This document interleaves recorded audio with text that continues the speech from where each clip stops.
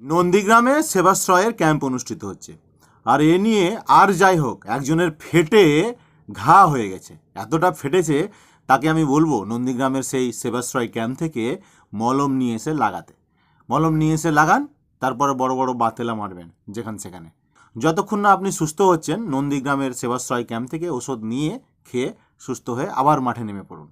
হ্যাঁ, ঠিকই শুনছেন আমার কথা। আপনারা জানেন, ডায়মন্ড হারবারের সাংসদ অভিষেক বন্দ্যোপাধ্যায় তথা আমাদের যুবরাজ অভিষেক বন্দ্যোপাধ্যায়ের নির্দেশে ডায়মন্ড হারবারের বিভিন্ন বিধানসভা কেন্দ্রে 2 বছর রানিং সেবাশ্রয় ক্যাম্প অনুষ্ঠিত হচ্ছে। আর সেই ডায়মন্ড হারবারের গণ্ডি পেরিয়ে আজকে নন্দীগ্রামে এই সেবাশ্রয় ক্যাম্প।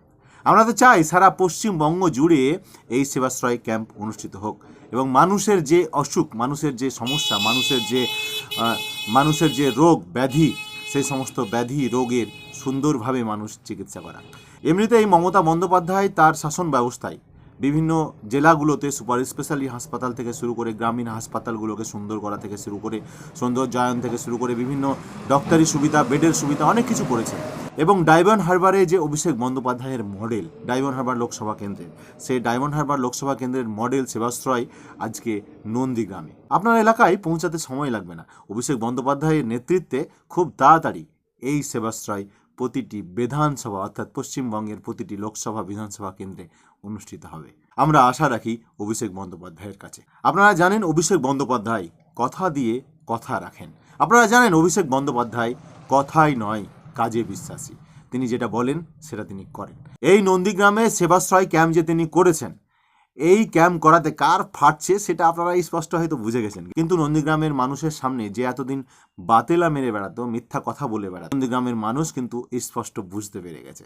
এবং আগামী 26-এর নির্বাচনে এই নন্দীগ্রামের মানুষ, আমি আশা রাখি, ওই বাতেলা মারা লোকটাকে কড়া জবাব দেবে ভোটের মাধ্যমে।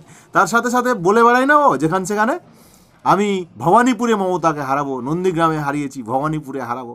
আরে আমি তোকে বলতে চাই, ক্ষমতা থাকলে এবার তুই নন্দীগ্রামে আর ভবানীপুরে দাঁড়িয়ে মমতা ব্যানার্জিকে হারিয়ে দেখা।